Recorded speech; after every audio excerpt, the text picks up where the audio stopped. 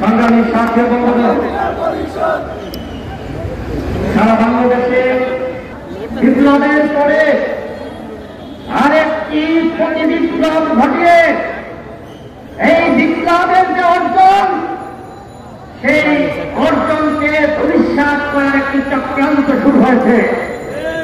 এই চক্রান্তকে রুখে দেওয়ার জন্য আজকে গণ অধিকার পরিষদের এই সংস্কৃতি সমাবেশ, আজকে জনতার ঢল নেমেছে। মাত্র একদিনের প্রস্তুতিতে হাজারো জনতা এখানে উপস্থিত হয়েছে। এর মাধ্যমে প্রমাণিত হয় গণ অধিকার পরিষদ আগামীর ভবিষ্যৎ। আগামীতে গণ অধিকার পরিষদ রাষ্ট্রীয় ক্ষমতায় যাবে। সারা বাংলাদেশে বিপ্লবের পরে আরেকটি প্রতি বিপ্লব ঘটিয়ে এই বিপ্লবের যে অর্জন, সেই অর্জনকে ভবিষ্যৎ করার একটি চক্রান্ত শুরু হয়েছে।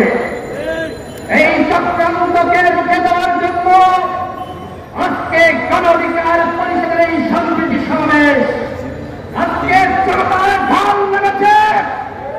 মাত্র একদিনের প্রস্তুতিতে হাজারো জনতা এখানে উপস্থিত হয়েছে। এর মাধ্যমে প্রমাণিত হয় গণ অধিকার পরিষদ আগামীর ভবিষ্যৎ। আগামীতে গণ অধিকার পরিষদ রাষ্ট্রীয় ক্ষমতায় যাবে। রাষ্ট্রীয় ক্ষমতায় যাওয়ার মাধ্যমে এদেশের মানুষের ভাগ্যের উন্নয়ন করবে ইনশাআল্লাহ। জনগণ দেখে নাই, আপনারা মারা গেছেন, এই শেখ হাসিনা পালিয়েছে। খুশি? আপনারা খুশি? হাত উঁচু করে দেখান আপনারা খুশি কিনা। আপনারা দেখেন, শেখ হাসিনা পালিয়েছে। আজকে জনগণ আনন্দ করছে। আজকে জনগণ খুশি থাকতে হবে।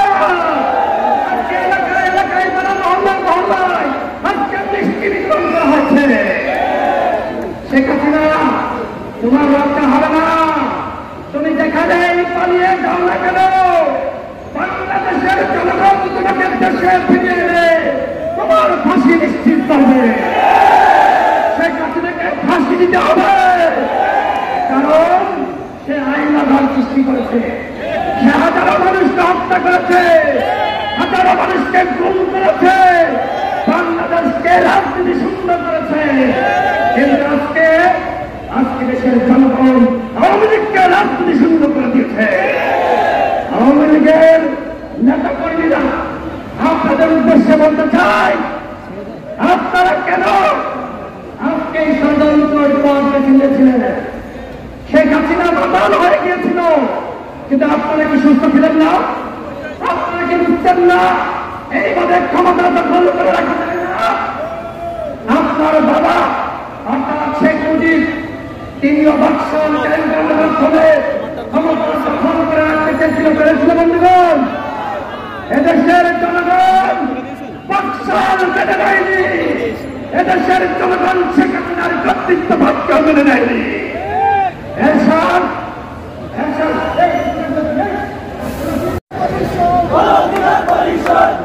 সংগ্রামী সাথী বন্ধুরা,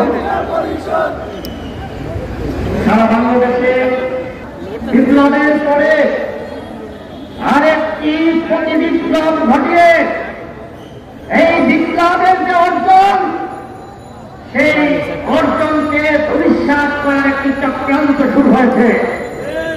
এই চক্রান্তকে রুখে দেওয়ার জন্য আজকে গণ অধিকার পরিষদের এই সংস্কৃতি সমাবেশ, আজকে জনতার ঢল নেমেছে। মাত্র একদিনের প্রস্তুতিতে হাজারো জনতা এখানে উপস্থিত হয়েছে।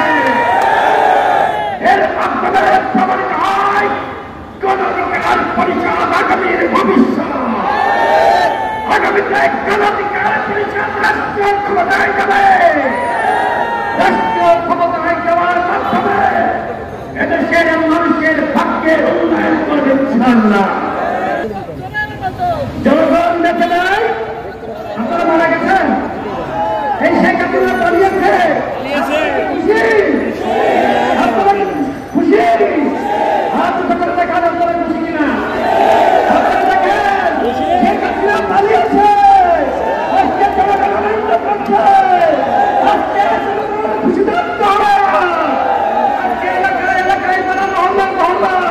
আজকে মিষ্টি বিতরণ করা হচ্ছে। শেখ হাসিনা, তোমার রক্ষা হবে না। তুমি যেখানে পালিয়ে যাও না কেন, বাংলাদেশের জনগণ তোমাকে দেশে ফিরিয়ে এনে তোমার ফাঁসি নিশ্চিত করবে। শেখ হাসিনাকে ফাঁসি দিতে হবে, কারণ সে আইন আধার সৃষ্টি করেছে। সে হাজারো মানুষকে হত্যা করেছে, হাজারো মানুষকে গুম করেছে, বাংলাদেশকে রাজনীতি সুন্দর করেছে। কিন্তু আজকে দেশের জনগণ আওয়ামী লীগকে রাজনীতি সুন্দর করে দিয়েছে। আওয়ামী লীগের নেতা কর্মীরা আপনাদের উদ্দেশ্যে বলতে চাই, আপনারা কেন আজকে এই ষড়যন্ত্র চিনেছিলেন? শেখ হাসিনা বাতাল হয়ে গিয়েছিল, কিন্তু আপনারা কি সুস্থ ছিলেন না? আপনারা কি বুঝতেন না এইভাবে ক্ষমতা দখল করে রাখা যায় না?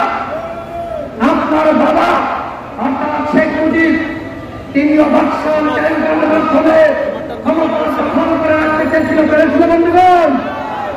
এদেশের জনগণ বাকশাল মেনে নেয়নি, এদেশের জনগণ শেখ হাসিনার কর্তৃত্বভাবকে মেনে নেয়নি।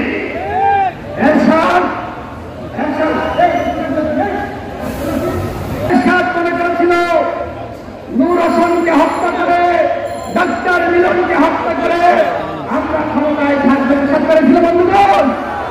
তবে আমি এরশাদকে ধন্যবাদ জানাতে চাই। এরশাদ স্বৈরশাসক হলেও দেশ ছেড়ে পালিয়ে যায়নি, কিন্তু শেখ হাসিনা দেশ ছেড়ে পালিয়ে গেছে। তিনি বলেছিলেন আমি বঙ্গবন্ধুর পারি না, আমি দেশ ছেড়ে পালিয়ে যাব না। এই কথা বলার 2 দিন পরে তিনি হেলিকপ্টারে করে তার দাদা আমাদের দেশ ওই মোদীর দেশে পালিয়ে গিয়েছে। নরেন্দ্র মোদীকে বলতে চাই, শেখ হাসিনাকে অনতি বিলম্বে বাংলাদেশে ফেরত পাঠাবে, অন্যথায় বাংলাদেশে আজকে ইন্ডিয়ান আধিপত্যের বিরুদ্ধে যে সংগ্রাম শুরু হয়েছিল, এই সংগ্রামকে আরো জোরদার করা হবে। বন্ধুগণ, আপনারা দেখেছেন এতদিন ভারতীয় আগ্রাসনের বিরুদ্ধে সংগ্রাম করেছি, প্রতিবাদ করেছি, ভারতীয় পণ্য বর্জন করেছি। শেখ হাসিনার যাতে পতন ত্বরান্বিত হয়, আজকে শেখ হাসিনার পতন ত্বরান্বিত হয়েছে, কোন আন্তর্জাতিক শক্তি আমাদেরকে সহযোগিতা করে নয়। এদেশের জনগণের শক্তিতে জনবিপ্লব, জনভুত্থানের মাধ্যমে শেখ হাসিনার পতন নিশ্চিত হয়েছে। আমি ধন্যবাদ জানাতে চাই সেনাবাহিনীকে, আমি ধন্যবাদ জানাতে চাই পুলিশ বাহিনীকে, আমি ধন্যবাদ জানাতে চাই সশস্ত্র বাহিনীকে। তারা এসে বলেছিল আপনি যেভাবে খুন করে রক্তের গঙ্গা হয়ে আপনি ক্ষমতায় থাকতে চান, আমরা আপনার পাশে আর নয়। প্রশাসনের সুবিধার হয়েছিল, আমরা প্রশাসনকে ধন্যবাদ জানাতে চাই। একই সাথে বলতে চাই, যেমনি ভাবে আমরা দেখেছি পুলিশ প্রশাসন থেকে শুরু করে সমস্ত রাষ্ট্রযন্ত্রে দলীয়করণ করা হয়েছিল, এই দলীয়করণ আমাদেরকে এখন ভাঙতে হবে। যারা আওয়ামী লীগের আমলে সুবিধা ভোগ করেছে, যাদেরকে আওয়ামী লীগের আমলে বিভিন্ন অবৈধভাবে প্রমোশন দেওয়া হয়েছে, তাদেরকে চাকরিচ্যুত করতে হবে। আজকে অন্তর্বর্তীকালীন সরকারের শপথ হয়েছে। গতকাল গণ অধিকার পরিষদের পক্ষ থেকে আমরা সেই শপথ অনুষ্ঠানে গিয়েছিলাম। আমাদের দুঃখ লেগেছে, অন্তর্বর্তীকালীন সরকার কত সময়ের জন্য বাংলাদেশকে শাসন করবে, ক্ষমতায় থাকবে, সেটা বলে নাই। বন্ধুগণ, আমরা এটাকে দেখেছি ফখরুদ্দিন মহিউদ্দিনের আমল, তারা 3 মাসের জন্য এসে 2 বছর ক্ষমতায় ছিল। 3 মাসের জন্য এসে 2 বছর ক্ষমতায় ছিল। আমরা কি আবার ফখরুদ্দিন মহিউদ্দিন মেনে নেব? বন্ধুগণ, আমরা অনির্বাচিত সরকারকে সর্বোচ্চ 3 মাসের বিরতি বাড়াই। 3 মাসের বেশি বাংলাদেশে অনির্বাচিত সরকার থাকতে পারবে না। আপনারা কি আমার কথা শুনে থাকবেন? তাহলে হাত তুলে দেখান, সাংবাদিক ভাইরা দেখেন,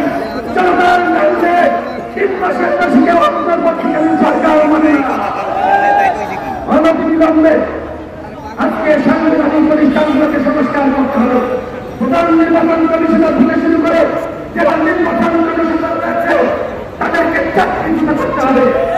এবং যেহেতু 14 সালে 18 সালে 24 সালে এই 3 মেয়াদে যে সকল নির্বাচন কমিশনার কিন্তু সরকারের সচিব এবং রাষ্ট্রীয় কর্তা ব্যক্তিরা যারা এই অবৈধ নির্বাচন অনুষ্ঠানে সহযোগিতা করেছে তাদেরকে চাকরিচ্যুত করতে হবে এবং বিচারের মুখোমুখি করতে হবে।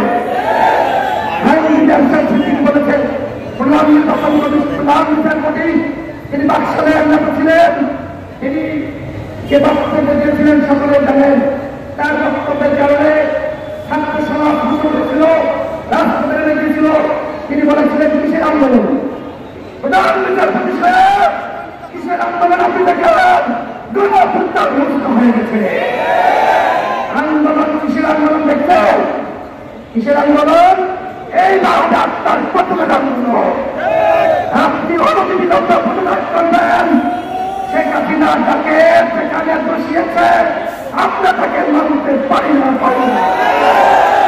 যে সকল বিচারক